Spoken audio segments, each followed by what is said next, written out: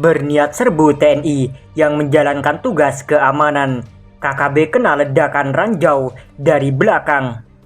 Kelompok separatis di Papua kembali mengalami kekalahan telak ketika berperang melawan TNI Polri. Kekalahan KKB Papua kali ini terjadi begitu telak, peristiwa pun menjadi viral di media sosial. Awalnya KKB Papua hendak melakukan serangan ke pos keamanan. Rencana menyerang pos mini TNI Polri itu sudah disiapkan jauh-jauh hari. Setelah berada persis di depan pos keamanan, pria yang berjalan sambil memegang tongkat itu tiba-tiba berhenti di depan pos. Pria itu lantas memandang ke arah pos keamanan dan sesaat kemudian memalingkan muka untuk melanjutkan perjalanan. Hal aneh yang dilakukan pria tersebut adalah mengangkat tongkat kayu yang dipegangnya lalu menunjuk ke arah tanah. Gerakan aneh tersebut dilakukan sebanyak 2 kali, kemudian sosok tersebut berlalu pergi dari tempat itu. Melihat pemandangan yang tak lazim tersebut, prajurit TNI yang berada di pos keamanan lantas menyapa sosok yang tak disebutkan namanya itu. Kala itu pria tersebut mengisyaratkan bahwa akan ada serangan kelompok kriminal bersenjata ke arah pos keamanan. Isyarat itu ternyata benar adanya karena beberapa hari berikutnya segerombolan orang tak dikenal mendatangi pos keamanan dan menyerang aparat TNI Polri.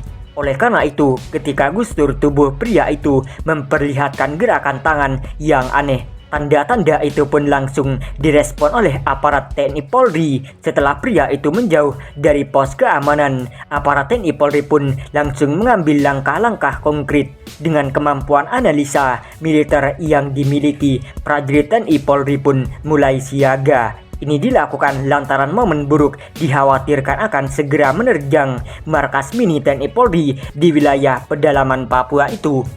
Makanya sepanjang hari aparat TNI Polri benar-benar siaga untuk meladeni kelompok separatis yang diprediksi bakal menyerang. Namun apa yang dinantikan itu tak kunjung datang. KKB yang biasanya bertindak nekat sepanjang siang itu tak menampakkan batang hidungnya. Meski demikian, aparat terlatih kebanggaan NKRI itu tetap siaga sebab yang dinantikan adalah hal yang amat berbahaya.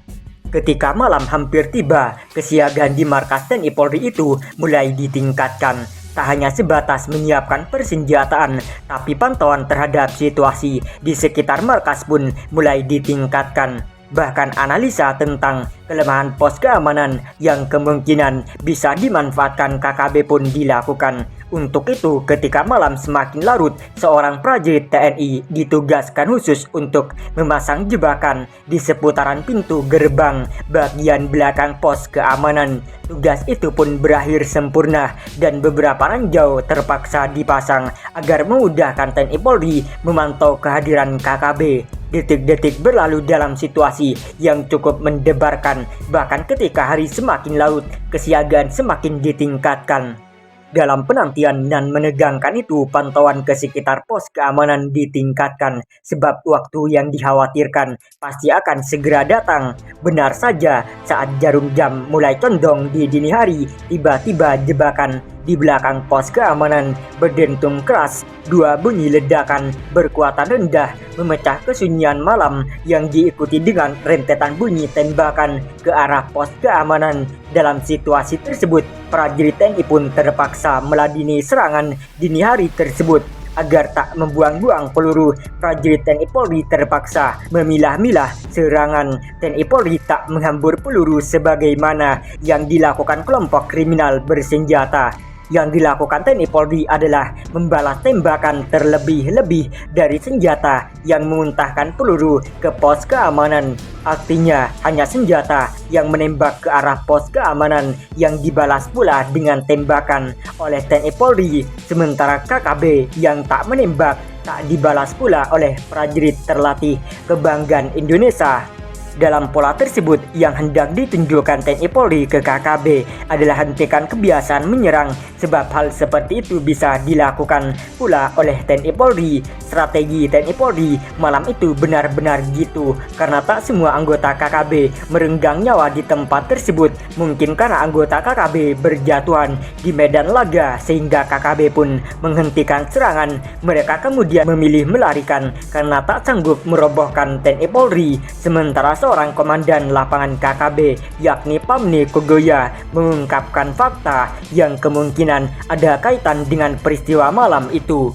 Melalui panggalan video yang beredar di jagat maya, sepupu Egyanus Kogoya, Panglima KKB itu mengungkapkan hal yang mengejutkan. Pamne Kogoya menyebutkan bahwa malam itu KKB sangat kaget atas sebuah peristiwa yang tak disangka-sangka. Saat satu anggota kami injak barang itu, benda itu langsung meledak sehingga 2 orang langsung habis, tutur Pamne Kogoya. Dalam video yang viral tersebut, tak disebutkan benda apa yang meledak di pintu gerbang bagian belakang pos keamanan yang ditempati TNI Polri tersebut. Tak diperlihatkan pula lokasi kejadian benda itu meledak, bahkan tak terlihat sama sekali suasana yang ada di TKP tempat kejadian perkara. Yang terlihat dalam video viral tersebut hanyalah keberadaan situasi di sekitar markas mini TNI Polri. Tak disebutkan kapan peristiwa itu terjadi dan di wilayah mana kejadian tersebut. Bahkan Pamne Kogoya, Komandan Operasi Lapangan KKB, juga tak menyebutkan siapa saja yang jadi korban dalam peristiwa kelam itu. Ia hanya menuturkan bahwa ketika benda itu diinjak, barang itu langsung meledak dan anak buahnya langsung habis di tempat itu. Mereka semua habis saat benda itu diinjak dan meledak. Semua langsung habis, katanya.